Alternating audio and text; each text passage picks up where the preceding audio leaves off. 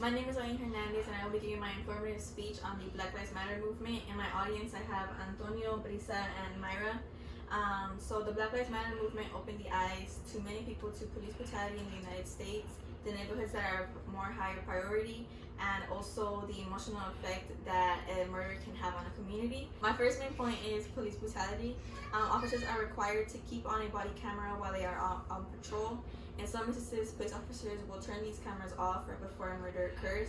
In the case of Patrick Lorida's death, the body camera footage goes dark about 40 seconds before he was fatally shot. It is highly unlikely that an accident occurred with the footage, but the shooting was captured by pacifiers, and the police departments have looked into the body cameras. My second point is weapons. Officers are required to keep on a weapon while they are on patrol for their own personal safety, but police officers are trained in personal self-defense and oftentimes reach for a weapon too soon in encounters with young children. In the case of Trayvon Martin, he was a 17-year-old boy who was shot while walking back home. All he had in hand was a can of Arizona iced tea and a candy bar. A neighborhood watch volunteer, George Zimmerman, was told that following Martin was unnecessary, but he continued to do so.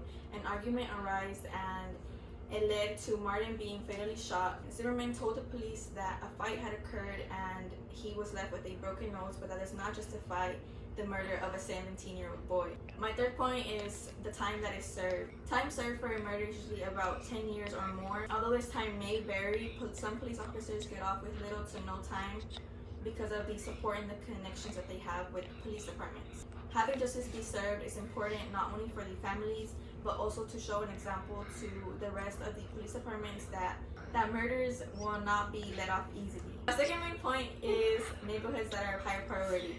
Wealthier communities have much more protection from cops and much more support from the police departments. Emergency calls will be responded to much more faster, and dispatchers will arrive to the scene much more quicker than neighborhoods with lower income. Just because people are much more fortunate, it does not mean that their lives are of any more importance. Secondly, our 911 calls.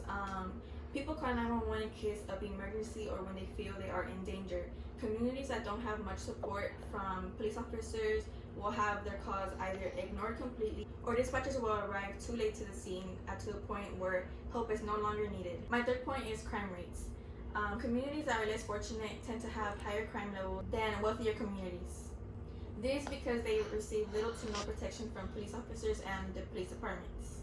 Cops oftentimes relate crimes to gang-related crimes when it comes from a low-income community. This causes the crimes that are not gang-related to be pushed aside and ignored, causing crime levels to rise. My last point is the emotional effect that communities and families face after a murder. The grief that families face after a murder is hard to overcome. Families are left with the weight of the murder and also the police aspect of the killing. Murders are now largely placed on social media. Secondly, is scared communities. After a killing in a neighborhood, many people are scared to leave their houses.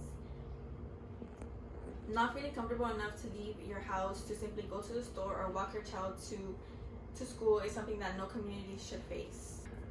Lastly is protesting. Communities are left to protest for their rights. These protests started off locally and spread more worldwide as many people stood with African Americans and their simple right to live.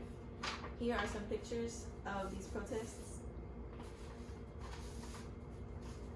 In conclusion, the Black Lives Matter movement opened the eyes to many people to police brutality in the United States, the neighborhoods that are of higher importance, and the emotional effect that a murder has on a community.